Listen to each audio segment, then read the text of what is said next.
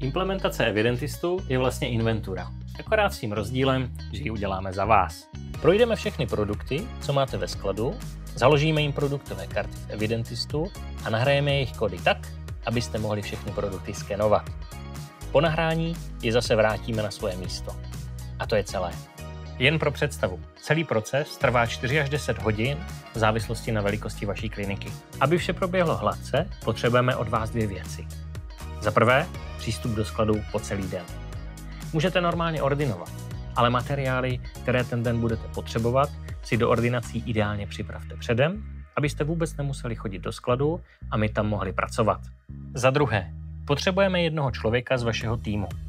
Tento člověk by měl mít znalosti vašich současných skladových procesů a bude s námi na implementaci pracovat.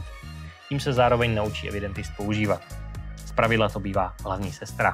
Na závěr vás proškolíme, abyste mohli hned Evidentist efektivně používat.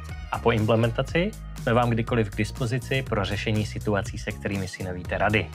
Většinou trvá 1 až 2 měsíce, než si personál na Evidentist zvykne, ale společně vše dokážeme vyřešit.